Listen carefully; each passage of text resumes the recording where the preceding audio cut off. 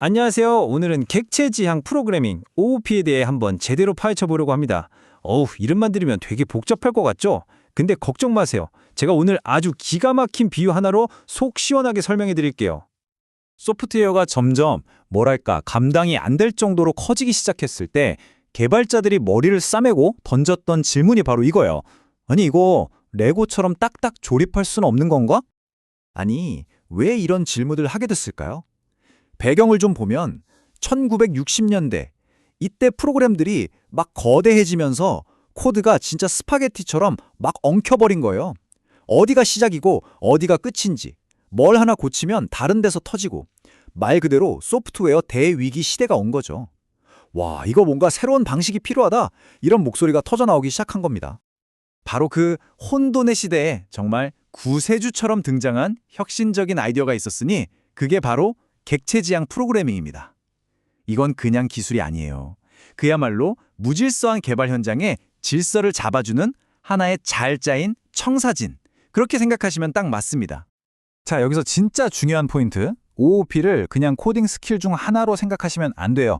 그보다는 하나의 철학에 가깝습니다. 자동차를 만들 때 엔진, 바퀴, 문짝처럼 각각의 역할을 가진 부품들을 조립하잖아요. 소프트웨어도 그렇게 만들자는 거예요. 독립적이고 재사용 가능한 부품들로요. 그래서 객체지향 프로그래밍의 존재 이유가 뭐냐? 딱 한 가지만 꼽아봐라 하면 전 무조건 이거라고 할 겁니다. 복잡성의 통제. 이 거대하고 통제 불가능해 보이는 소프트웨어 프로젝트의 복잡함을 어떻게든 길들이는 것. 이게 핵심 목표예요. 이걸 보면 차이가 확 와닿으실 거예요. 옛날 방식은 거대한 쇳물 틀에다가 한 번에 부어서 자동차를 통째로 만드는 식이었어요. 그러니까 어디 하나 금 가면 그냥 차 전체가 끝장인 거죠. 그런데 OOP 방식은 달라요. 엔진, 타이어, 셰시 다 따로 만들어서 착착 조립하는 거죠. 어때요? 타이어 펑크 나면? 타이어만 갈아 끼우면 되잖아요. 유지 보수가 비교도 안 되게 쉬워지는 겁니다. 이게 바로 게임 체인저였어요. 자, 그럼 이 멋진 OOP라는 철학이 어떻게 돌아가는지 그 핵심 원리로 들어가 볼게요. 제가 오늘 소프트웨어를 잘 나가는 회사에 비유한다고 했죠?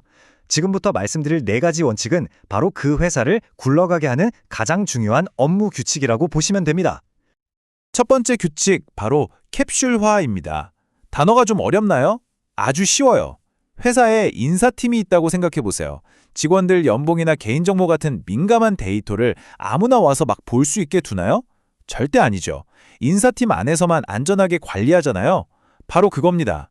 중요한 데이터와 그걸 다루는 방법을 하나의 캡슐 안에 꽁꽁 싸매서 외부에서 함부로 건드리지 못하게 하는 거예요. 근데 이게 왜 그렇게 중요할까요? 생각해 보세요. 우리 부서 일은 우리가 알아서 할 테니 다른 부서는 신경 끄세요. 이게 바로 캡슐화의 핵심 메시지거든요. 이게 일종의 방화벽 역할을 해주는 거예요.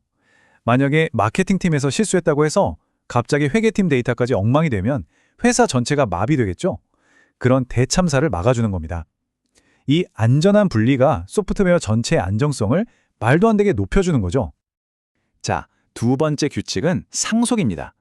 이건 마치 회사에 신입사원이 딱 들어왔는데 그 부서의 에이스 선배가 자기가 몇 년 동안 쌓아온 노하우가 담긴 업무 매뉴얼을 통째로 물려주는 거예요. 어때요? 신입사원 입장에서 처음부터 맨땅에 헤딩할 필요가 없겠죠?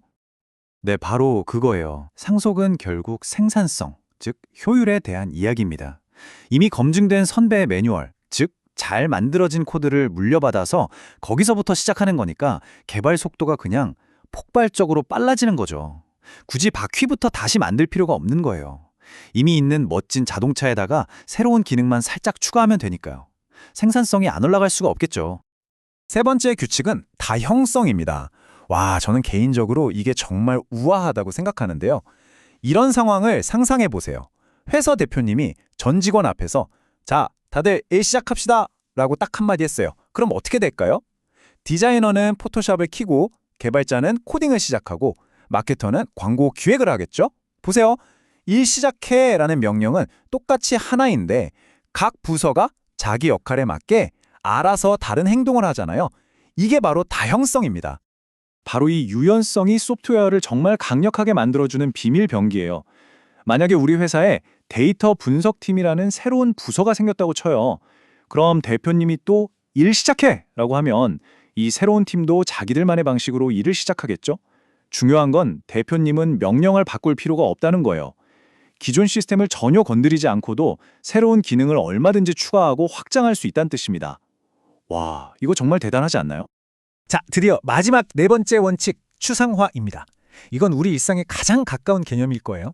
여러분, 자동차 운전하실 때 지금 피스통이 어떻게 움직이고 연료가 어떻게 폭발해서 이런 거 생각하세요? 아니죠. 우린 그냥 핸들 돌리고 엑셀 밟고 브레이크 밟잖아요. 그 복잡한 내부 동작은 몰라도 운전하는데 아무 문제가 없죠. 바로 이겁니다. 복잡한 건 싹 다 숨겨버리고 사용자가 꼭 알아야 할 핵심 기능만 딱 노출시키는 것. 이게 추상화예요. 결국 이 추상화 덕분에 우리가 스마트폰이든 자동차든 이렇게 편하게 쓰는 거예요. 이걸 다시 회사 비유로 가져오면 대표님이 모든 부서의 자잘한 실무까지 다 알아야 회사를 운영할 수 있는 건 아니잖아요. 그냥 이번 달 매출 보고서 같은 최종 결과물만 딱 받으면 되죠. 이렇게 시스템을 다루기 쉽게 아주 단순하게 만들어주는 게 바로 추상화의 힘입니다. 좋습니다. 지금까지 우리가 OOP라는 회사를 운영하는 4가지 핵심 업무 규칙을 살펴봤어요. 그럼 이제 이론은 충분하고요. 실제 개발자들은 어떤 연장을 가지고 이런 멋진 일들을 해내는지 현실 세계로 한번 들어가 보시죠. 소프트웨어가 만들어지고 운영되는 전체 과정을 보면요. 딱 건물을 짓는 거랑 똑같아요.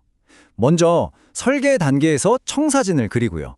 그 다음에 개발 단계에서 청사진대로 부품을 조립해서 건물을 올리죠. 운영은 이제 사람들이 입주해서 사는 거고요. 그러다 화장실 변기가 고장났다고 건물 전체로 허물진 않잖아요.